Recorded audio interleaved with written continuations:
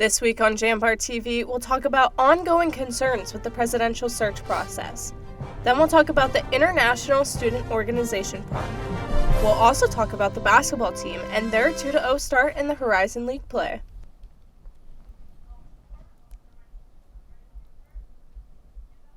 Hello and welcome back to JambarTV. I'm Shyna Gibbons. And I'm Reagan Hilton. The YSU Board of Trustees are still facing concerns after appointing Representative Bill Johnson to president. I've been following the story, and here are some updates. Since the announcement, students, faculty, staff, and the community have expressed dissatisfaction with the Board of Trustees search process. However, the YSU Foundation and donors have increased the pressure on trustees. In a statement released by the YSU Foundation, it said the foundation would have preferred an open process, but that the foundation will continue its mission. Notable donors have also reconsidered or pulled their contributions altogether, with notable mentions like Bruce Solden, who donated $5 million in January for YSU's new student center, and Jim Kostler, the retired CEO of Youngstown Business Incubator, who planned to leave the majority of his estate to the university. In a private meeting, the Jambar and SGA met with Bill Johnson, and he said donors are upset with the process, but their money will not buy them a vote. When asked if the board would reconsider its decision, board chair Michael Peterson said no. If we all have that love, then trust this. We're not going to put anyone in that seat who doesn't deserve it, who's not going to be a workhorse for the 100% of Youngstown State University students.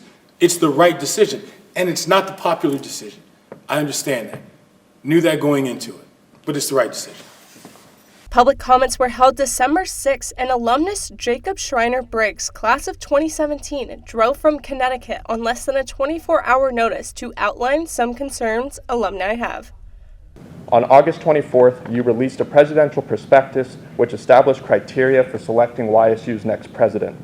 The prospectus said an ideal candidate would understand the workings of higher education, benefit the YSU Foundation, and bring stakeholders together. But the congressman has no experience in higher education, the chair of the foundation has resigned in protest, and the YSU community is in turmoil. Did the prospectus mean anything? The Jambar will continue to follow and update the story. Reporting for JambarTV, I'm Shyna Gibbons. The Jambar attended yesterday's trustee meeting, which did not take any further public comments. Attendees walked out during the meeting after realizing they would not be given time to speak. Youngstown resident Daphne Carr led the walkout. As we all know, there's kind of a dark joke in Youngstown that things just happen through backdoor processes, and we should just accept that as part of the reality of life as the history of our city. And I don't think that's fair to our city, I don't think it's fair to our residents, and I don't think it's fair to democracy to say that we should accept closed-door processes where somebody is basically just handed a job because it's a political favor between friends. Those days are over, and if we're going to thrive and succeed as a city, we need to do better. Jerry Dixie, a 1974 alumnus, said the public and media came out from a promise Peterson made on November 21st. November 21st, when there was a public outrage about the decision to hire Mr. Johnson as the next president, we tried to express our concerns, and Mr. Peterson got up and said, we will carve out time at our next board meeting in December for public comment. That's why we're here. That's why the press is here. Today we were told at the beginning of the meeting that there would be no public comment. This is why we're all here. One more instance of being rejected. Our opinions don't count. This decision was made way before we got involved. The Academic Senate held its meeting on Wednesday with 2 votes relating to the latest presidential announcement of Bill Johnson. One resolution was of no confidence in the presidential search process. The other no confidence resolution was about Johnson himself becoming president.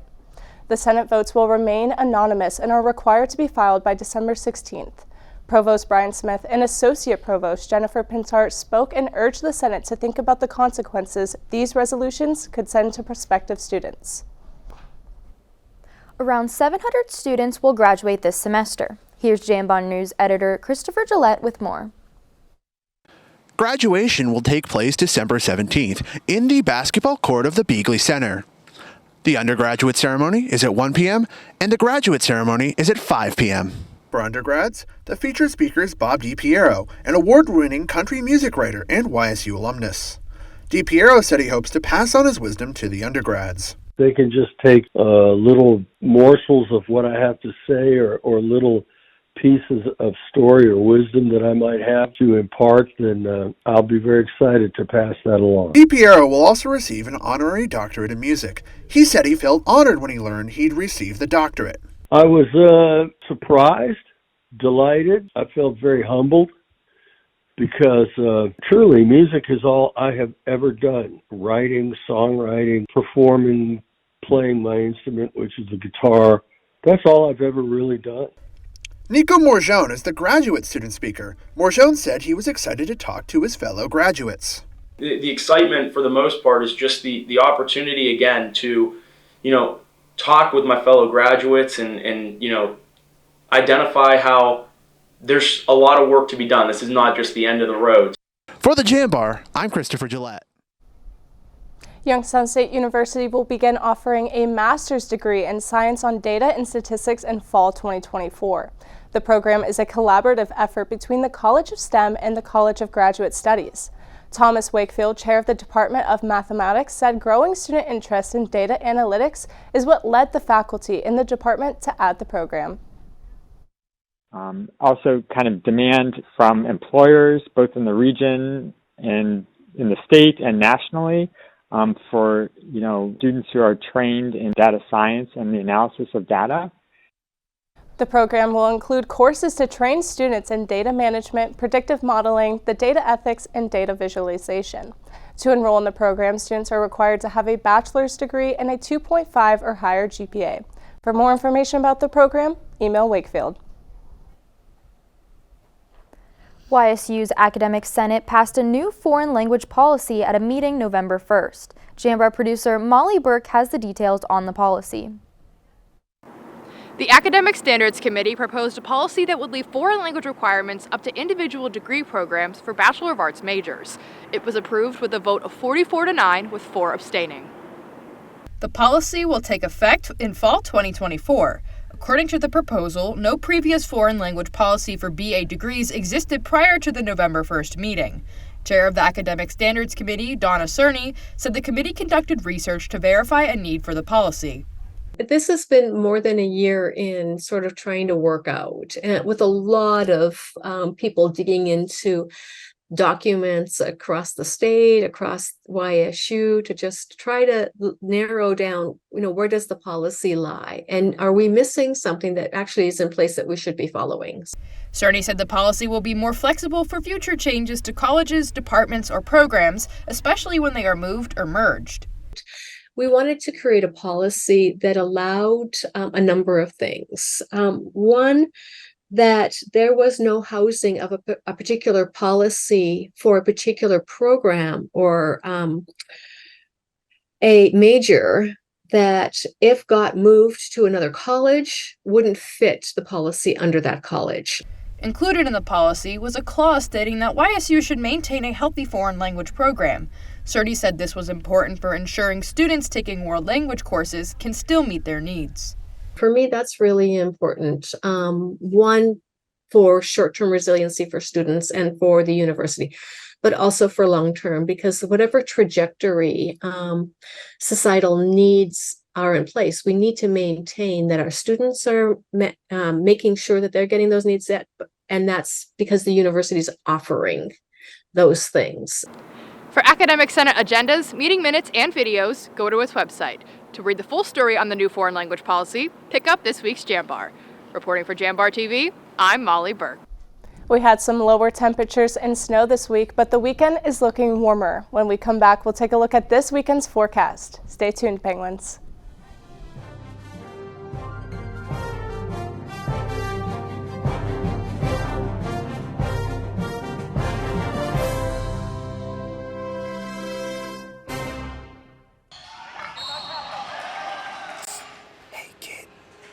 Try some exercise. Wait, what?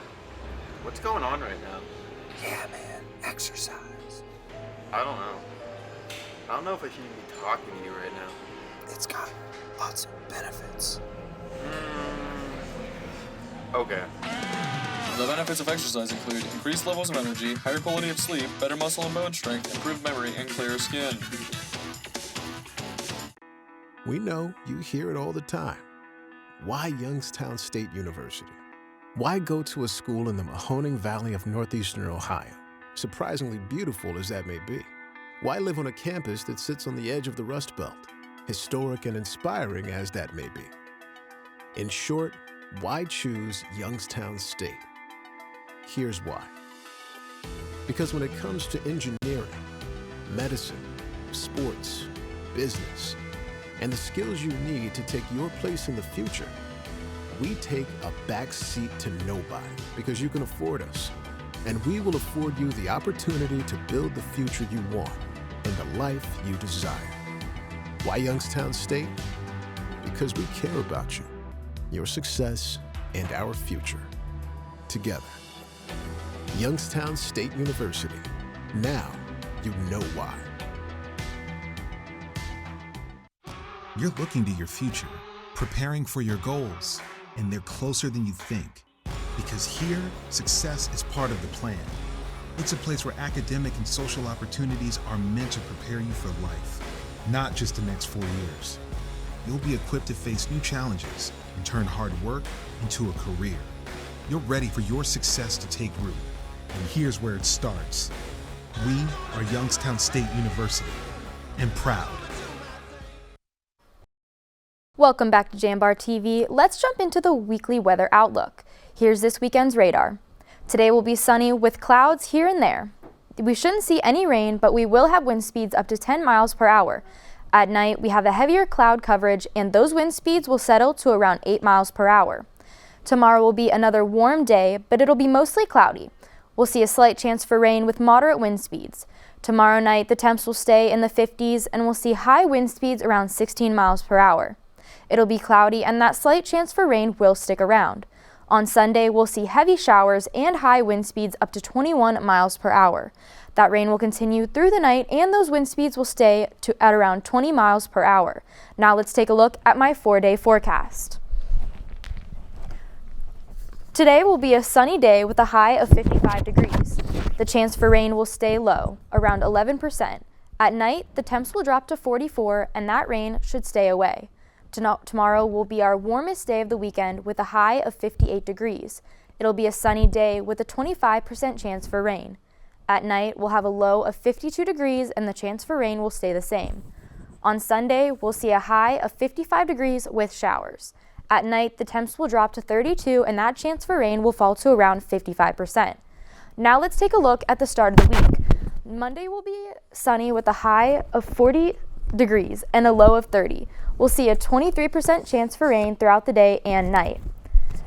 That's all we have for this week's weather outlook. Stick around because Zoe Bechtel will be in the studio with a story about YSU's anthropology department after the break.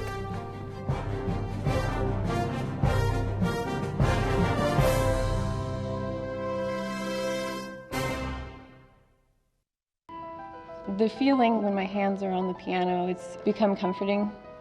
It's somewhere that I can express myself. I go to Youngstown State University and my passion is playing music. YSU is allowing me to take what I love and turn it into a career and do it every single day of my life.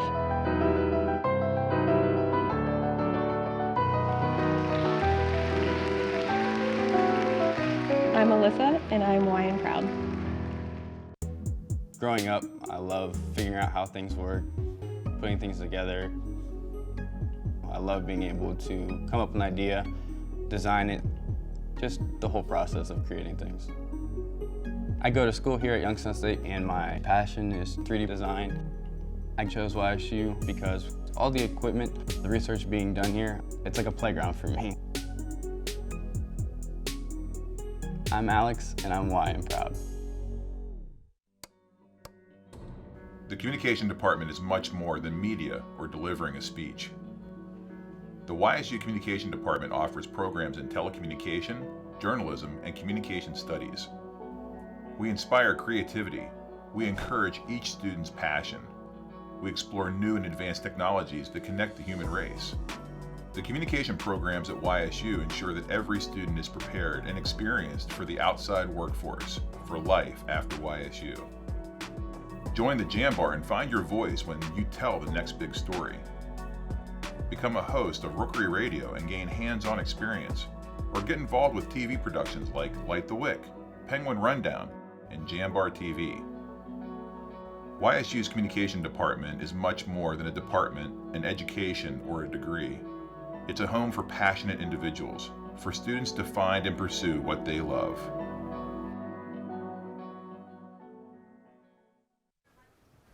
Welcome back to our season finale of JambarTV. I'm Zoe Bechtel, and let's get into this week's student life update. In a quest to uncover ancient civilizations and learn from the past, YSU's anthropology department offers students a unique opportunity. They can join archaeological expeditions worldwide. Matt O. Maskney, archaeologist and associate professor at YSU, said that trips provide students with everything they need for a successful future in anthropology. So it's very much a hands-on program. Our students come out, having the knowledge and skills to go on, whether it's jobs or graduate school. For more information about the trips, visit the department's website or contact O. Omaski.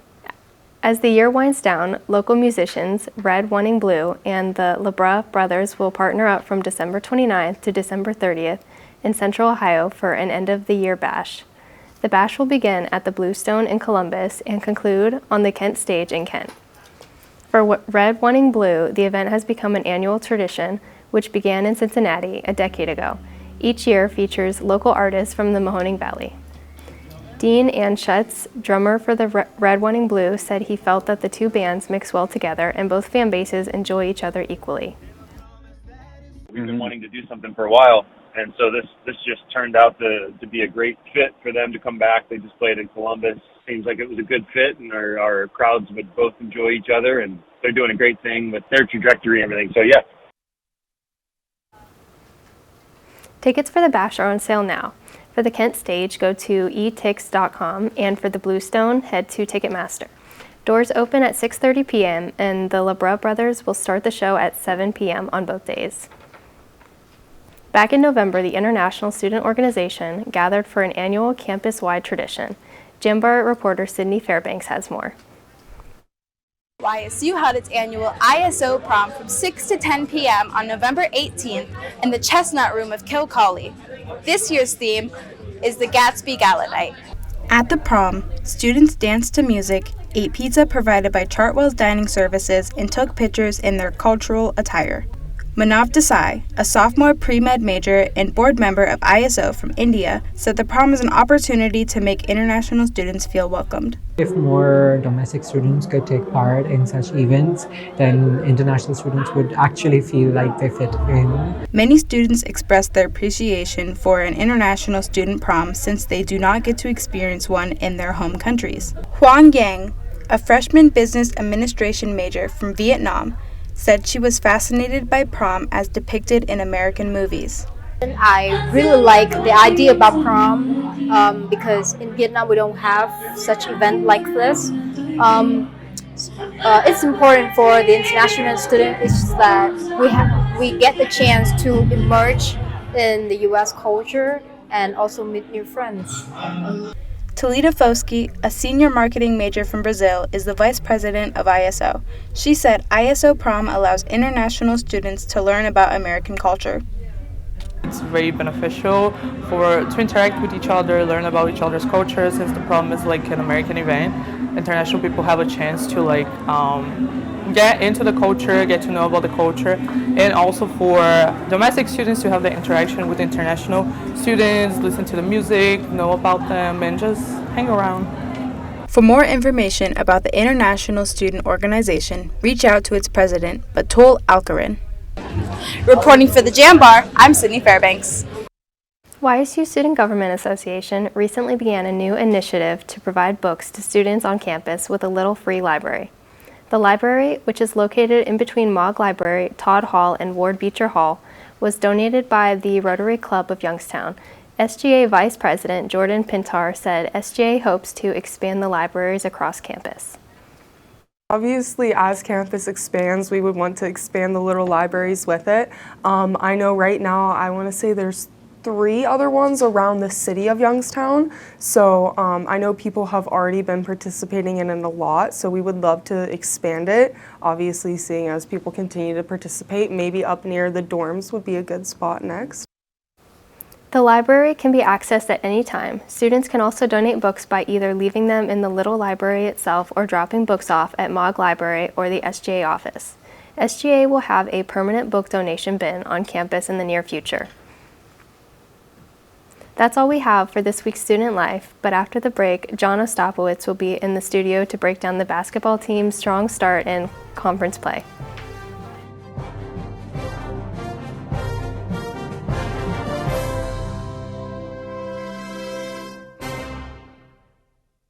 You're not waiting to see what the world has in store for you. It's more about what you have in store for the world. All you need is the opportunity.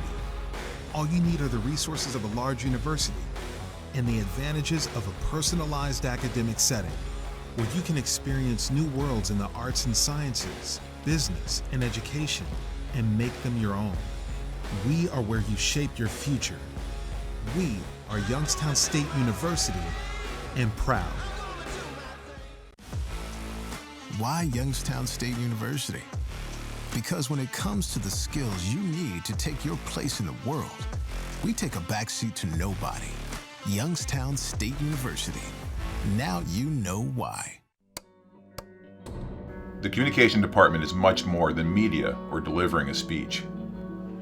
The YSU Communication Department offers programs in telecommunication, journalism, and communication studies. We inspire creativity. We encourage each student's passion. We explore new and advanced technologies that connect the human race.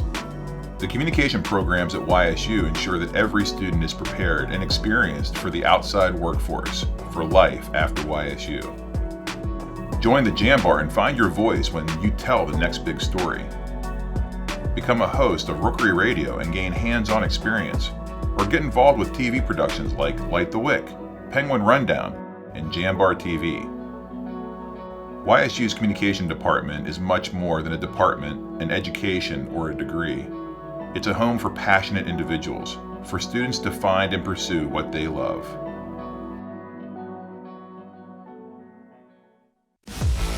Why Youngstown State University? Because I'm getting a top-tier education without the price tag. I can do anything here. I know why. It's not a question, it's the answer. Youngstown State University. Know why. Welcome back to Jambar TV. I'm John Ostapowitz, and this is your weekly sports update. The YSU men's basketball team ended conference play against Robert Morris and continued non-conference play against Ohio University. The Penguins travel to Moon Township, Pennsylvania on December 2nd to face off against RMU. The team captured its first road win of the season, defeating the Colonials by a final of 71-57.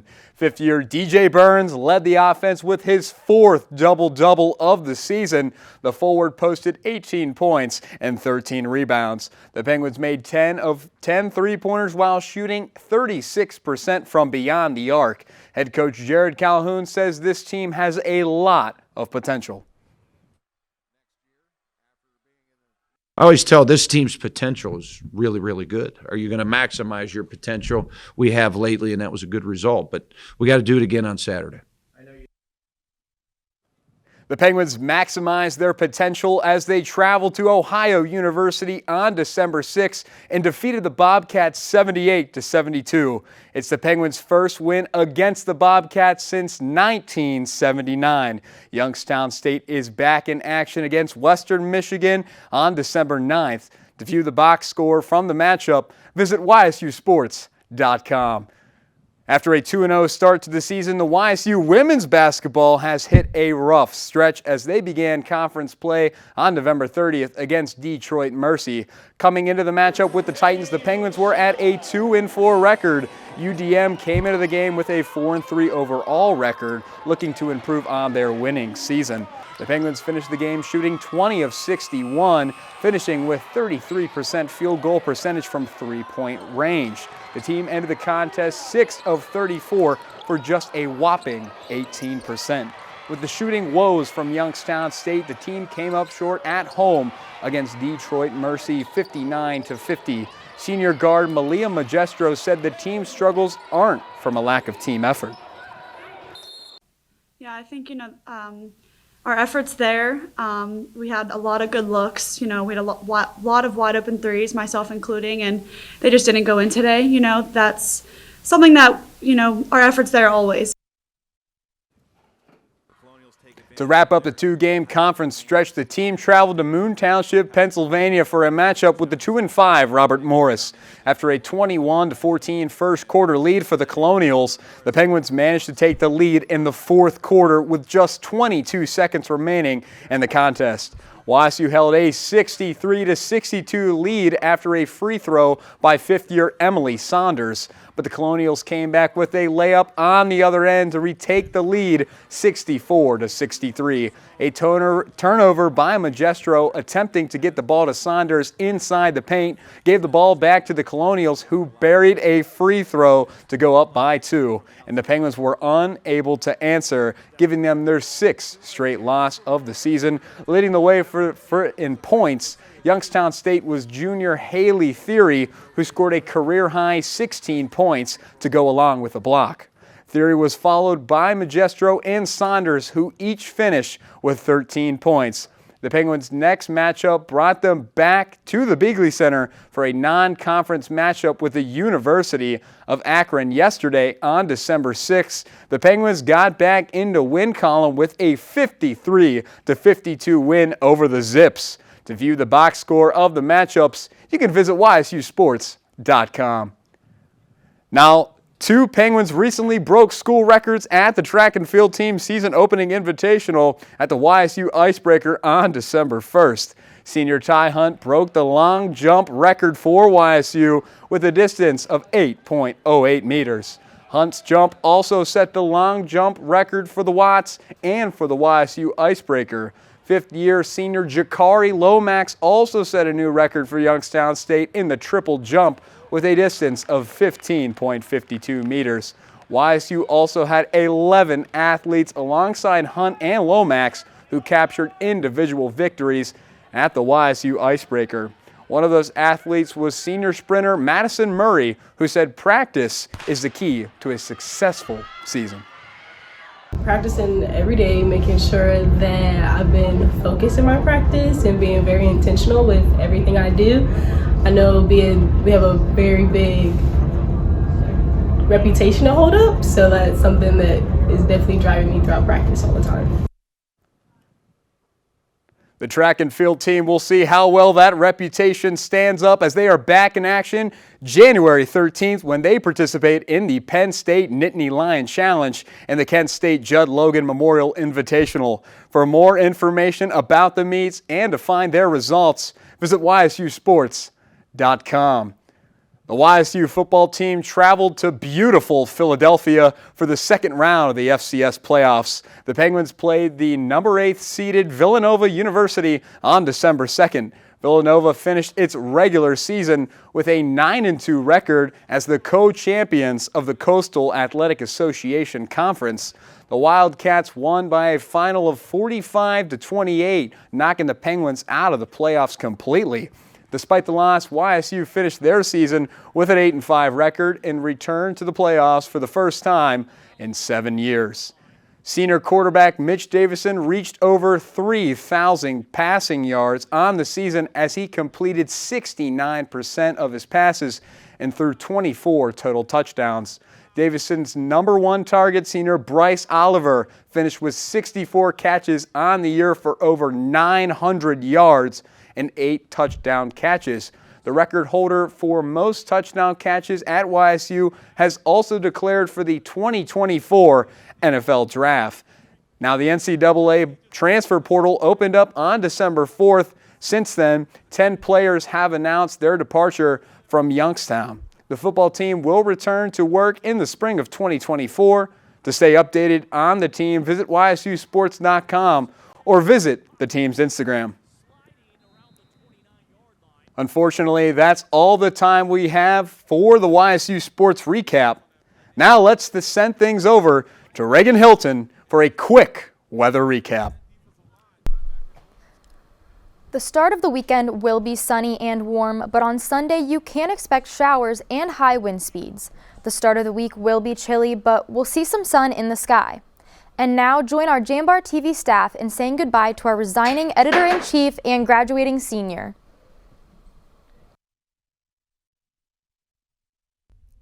My dear Jamley, what a pleasure it has been to work and grow with you all. My time as editor-in-chief of the Jambar is coming shorter than anyone anticipated, especially me. Unlike most Jambar goodbyes, I'm not leaving because of a cap and gown with my name on a diploma. That will be next semester. I'm resigning from the Jambar with a heart full of excitement and sadness. I was approached with an opportunity to start my career early by serving the greater Youngstown area as a multimedia journalist for WKBN 27 First News, and I eagerly accepted the offer. When opportunity knocks, answer the door. In the spring of 2022, I was introduced to the Jambar through my journalism courses. I reported for the Jambar for class credit, something most journalism students will do at one point, and I fell in love with reporting. I came to Youngstown State University in the fall of 2020 with a major in journalism and a medical mask. I was unsure of what I wanted to do or even how I would do it until I came to the Jambar. The Jambar didn't just give me direction in my current and future career. It gave me opportunities I initially didn't account for, and it kept giving. I didn't go to the Jambar with the intention of becoming editor-in-chief, but Michelle Gatz, my professor, mentor, and friend, saw the potential in me, encouraged me, and supported me every step of the way. Thank you. There are far too many thank yous that are in order. Thank you to my reporters, opinion writers, designers, social media coordinators, assistant editors, student media board, JambarTV, and all the friends I made before they left the Jambar too. To my editorial board, thank you for your hard work, dedication, support, and friendship. I wish you all nothing but the best. I'm nervous about starting this new chapter, but looking back, I was nervous about starting at the Jambar, and look at all the good it brought me. Sincerely, Cheyenne Gibbons.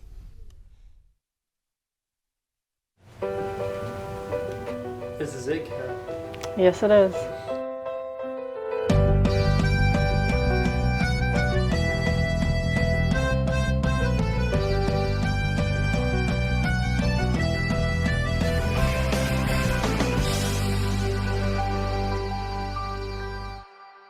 When did you start working for JTV? I started working for JTV back in the fall of 2021. I started off as the technical director, and it was a scary position at first, but I grew and I learned over the course of the semesters.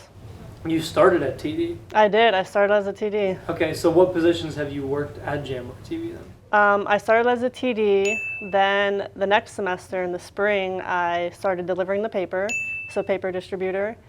Then in the next fall, so 2022, I became an assistant video editor, so that was fun. Then I think I became the director in the fall too, and then also the head video producer as well. Put that in there. So why did you get involved with JTV? I got involved with JTV because I wanted to get hands-on experience, and that was my way, and this was my way of getting my foot in the door, is joining Jambar and trying different positions and learning from them and learning from my mistakes and not trying to make them again, obviously. So how did you come to join? Like, did somebody reach out to you, or did you just hear about it and apply yourself? Like, what happened? So, how did you get to this point? So I had media ops, and I started off in Penguin Rundown. And then Ryan Donchez, he told me to apply to JambarTV because he thought I would be a good fit. So I applied as the technical director. I had my interview, and then I got the job, and then I started. Amazing. I'm trying to think of my favorite memory. I would say my favorite memory is when we did Kyle TV, because it was a long episode, and it was all just about Kyle. We had so many different segments. We had Cooking with Kyle, right? cooking with Kyle. We had the bad soup, the good soup, and then it was just Kyle on the desk with himself. It was him talking to himself pretty much. We pre-recorded half of it and did a split screen. It was pretty cool. My favorite part of that entire episode was him on the desk with him. Yeah, it was just funny because he's just nodding his head, like it's just so casual, and he's just talking to himself like somebody's actually there. All right, now we're gonna get into the funny ones. You Okay. ready for this? I'm ready. This one's not on the list, but I'm gonna make you do it because I thought it was funny. Okay. Do you know the JTV theme song? Shoot. You didn't tell me this one. I don't. I just remember last semester when you asked and people were going, ba, ba, ba, ba, ba, something like that. That's kind of close. Who is your all-time favorite technical director with your time as being director? I would say my all-time favorite TD would be, I'm gonna have to go with Andrew Peterson because he had to jump into it. He didn't have any opportunity even to apply for the position. He was the floor director, and we had to adjust, and he stepped in and he took the job. And he's been handling it, and he's been doing very well. I want your best Paul Ditchy impression. Okay, my best Paul Ditchy impression. You're gonna what? He always says that if people say they're gonna go film. You're gonna what? Because he wants them to say you're gonna go record. Or shoot. Yeah, go shoot, record. Paul Ditchy, I don't want to Not shoot. film though. We don't film here. Not at YSU. So, what are your after graduation plans? My plans after graduation would be to find the job. I plan to stay in the area to start off because there's a few stations near my house, like 10, 15 minutes away. We got WKBN and WFMJ. I'm not sure exactly what I want to do yet, but anything to get my foot in the door.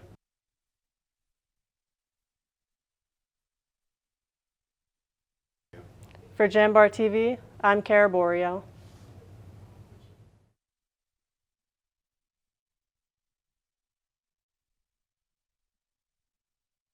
All right, this is our last show of the fall season, so of course we have to send off our seniors and anyone who is leaving. That includes me. I'm very excited. I'm very grateful for my time at the Jambar and JambarTV. Hopefully I could take on a smaller role going forward, but Kara, any last words? I'm going to miss everybody here with the Jamly. I'm going to miss directing the show and coming in every Thursday and marking my script up and getting the show on the road and putting the show together and working with everybody. Gonna miss you all. All right. That's all we have. Stay safe, Penguins.